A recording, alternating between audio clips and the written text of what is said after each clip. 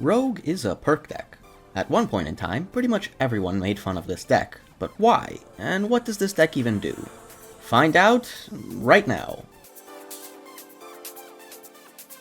Rogue is as simple as it gets. You get dodge, and that's it. Or is it? Rogue actually has a generous amount of effects, but the only one anyone remembers it for is the dodge. Which is fair, 45 dodge for free is very good. Combined with suit, you dodge half the shots that hit you. But we'll talk about dodge a bit later. Let's cover those other effects I mentioned. A minor effect of Rogue is that it makes you 15% less targeted. As I went over how targeting chance works in the burglar overview last time, I'm not going to redo it here. The only thing you should know is that this makes a negligible difference unless you go out of your way to set up cases where it will make a difference. Moving up on the usefulness scale, Rogue gets 25% armor pierce chance. This is more useful than the targeting chance, but to say that it's something you can reliably use, or honestly even notice, would be a vast overstatement. Next up on the usefulness chart is 80% faster weapon swap speed. This is quite player to player dependent, but I switch weapons a lot when playing, so being able to swap faster is very nice. This was a very unique part of Rogue. Emphasis on was. Now let's talk dodge. As I mentioned, Rogue with just a suit and nothing else dodges half the shots that hit you. For having to do literally nothing, this is incredibly strong, but in this lies the problem. Rogue has one of the lowest, possibly the lowest, skill floors in the game. Basically anyone can pick it up and do fine. However, playing dodge is like cooking. Everyone knows that salt enhances flavor. That said, a good chef can make food taste good without needing salt. But a new chef, upon hearing this knowledge, will apply it a bit differently. Popcorn needs flavor, add salt. Ice cream needs flavor, add salt. Bread needs flavor, add salt. Tea needs flavor, add salt.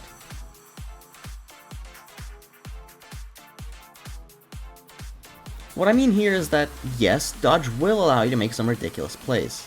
However, it's not the answer to every problem. On top of that, dodge will not save you if you're utterly incompetent. No amount of salt is going to fix a charred steak. However, because there was a point in time where dodge was the undisputed champion, the idea of play Rogue and you'll do well has bled into the cracks of Payday 2 builds. Watching a new player play Rogue like an idiot shows very clearly that they believe dodge will save them, and in the good ending of this situation, it doesn't save them. They then down repeatedly and are forced to think that maybe they're over-relying on their deck. The bad ending of this situation is that Rogue does save them from moronic plays by sheer chance, which is going to happen every now and then. This leads to no self-reflection and only continues to build the idea of, I can do whatever I want and this deck will save me, at least until they try to spread to another deck and realize they have absolutely no clue what they're doing. Trust me, this is speaking from personal experience. For my first couple hundred hours, I played nothing but Rogue, and when I finally got bored of it and tried to switch off, it was like starting the game completely new. With this warning in mind, I want to say that Rogue is not a bad deck. It's decent, in the top half of the decks. However, know its limitations. But with that said, let's get into some builds.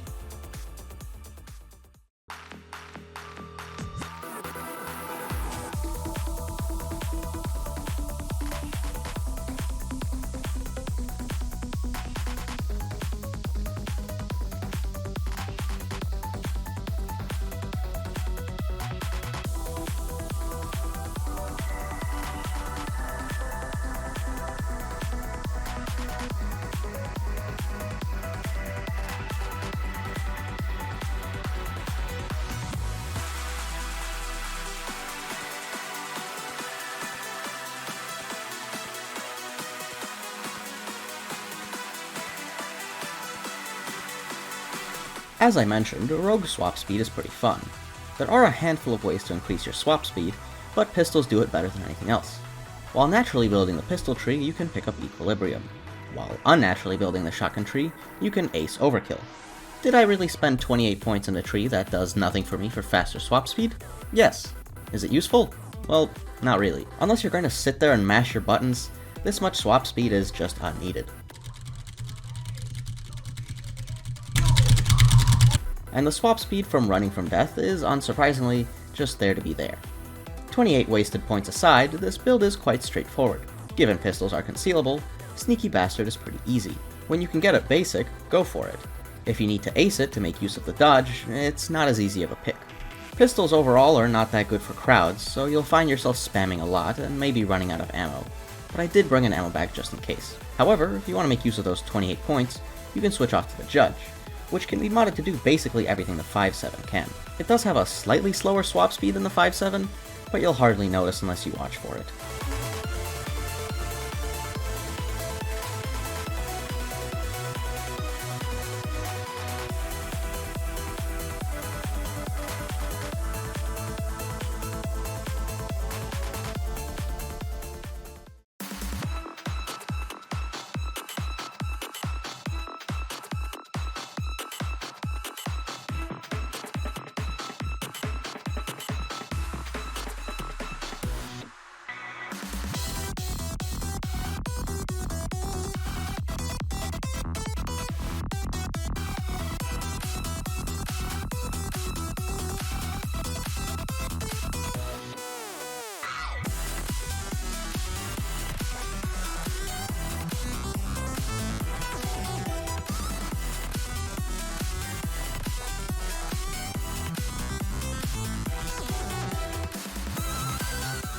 I've shown you a build making use of swap speed, so now let's talk about that 25% pierce chance.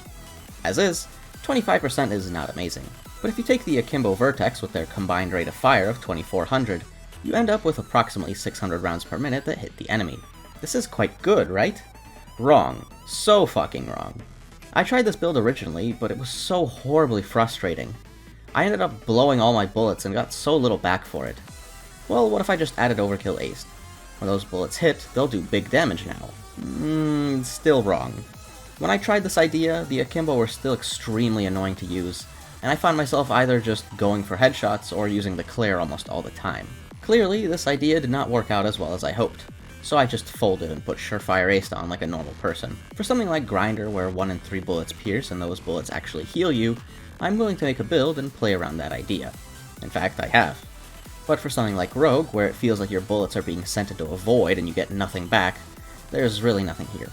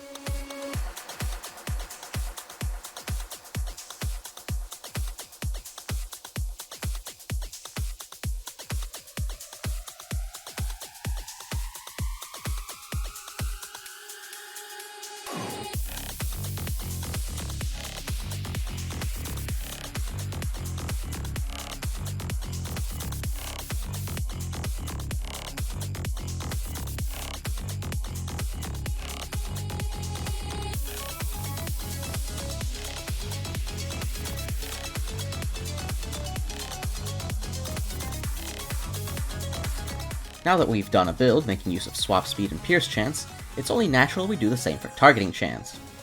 Yeah, I'm not gonna do that. Like I mentioned, the effect is basically insignificant, so instead I'll present to you a 1-down build. I'm sure many of you expected an old 1-down build with the good old light crossbow and China Puff, but that was not actually the build I played in old 1-down. I was a user of the Thanatos and Arbiter, 2 weapons I still love to this day.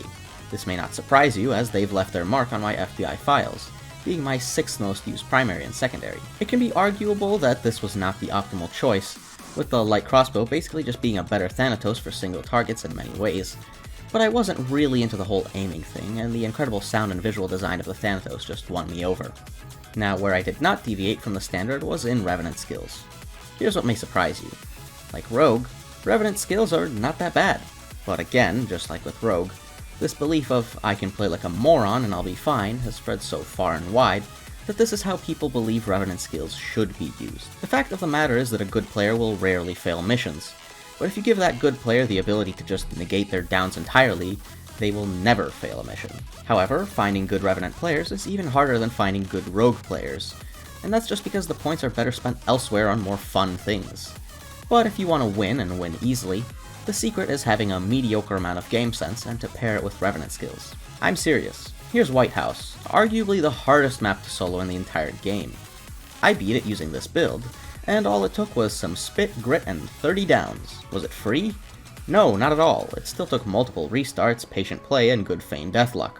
But doing the same map using a bad combo like Thanatos and Arbiter without going down once would be unfathomably hard, a challenge that players even a tier above me will struggle with. But that's in the context of solos. Play with other players, or even bots, and literally any old idiot can beat the hardest stuff in the game with little effort. Now imagine that, but with something like Akimbo SMGs, a Tombstone Grim, and a better perk deck, and you can see how quickly a build with Revenant skills can get out of hand. You will beat every map in the game without any effort, but you will come out of it learning nothing. For that reason, my advice for Revenant is really the same as Rogue. After you know what you're doing, use these skills to supplement yourself such that you never fail, rather than relying on the skills to make you sometimes win.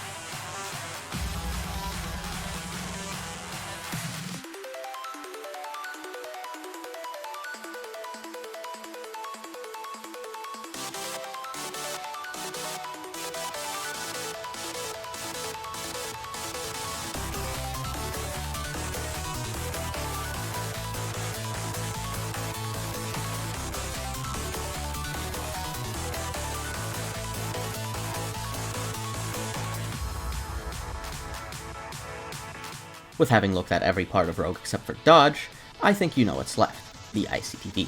Now, unlike Hacker, which has enough dodge to not need Sneaky Bastard on ICTV, Rogue does need it. But how does one get Sneaky Bastard on ICTV?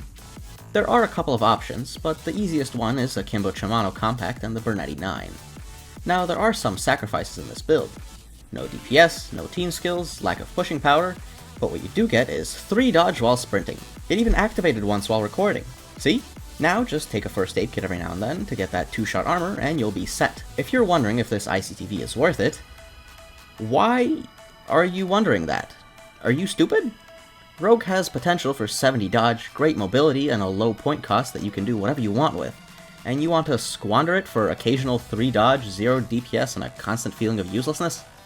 Yeah, don't play this build. Though if you did want to try something along the lines of Rogue ICTV a bit more seriously, I'd suggest going with Frenzy and forgetting your health. Frenzy will cover your 2-shot and give you a bit more DPS from Berserker, but you lose the safety of health and first aid kits. If you can't rely on dodge, your health will be extremely important for survival, but you can go balls to the walls if you so choose. Also, if you're willing to deal with some ugly sights, the Car 4 can reach the same concealment as the Akimbo Compact. The upside there is that you don't need to spend a lot of points on pistol skills, since rifles don't really need any tier 4 skills.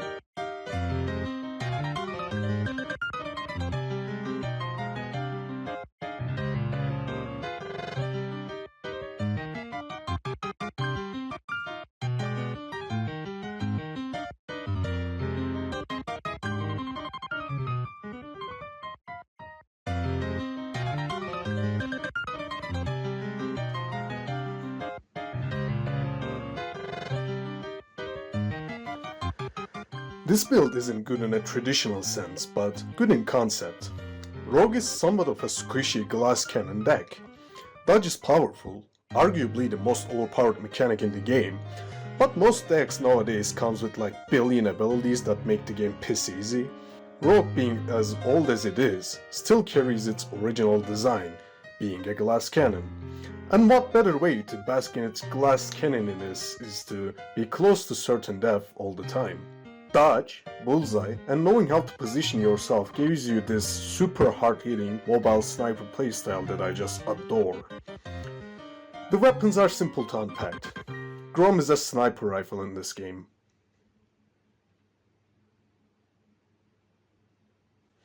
Zerking is somewhat simple, but kinda not.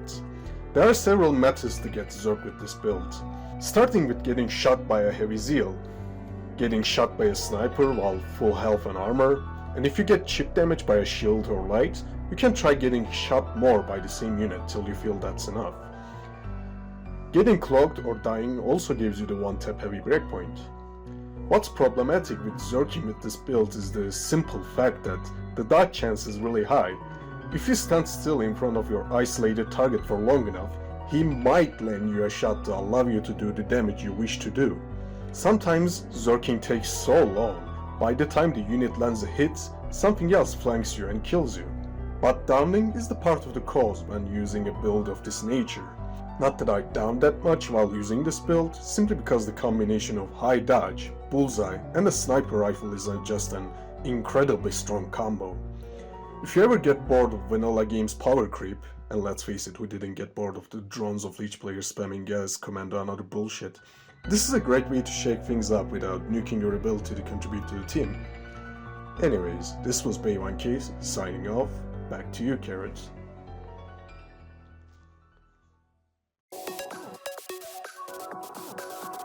And those are your 5 rogue builds. I'm sure you all know who Bay1K is by now, but if you still somehow don't, check out his channel.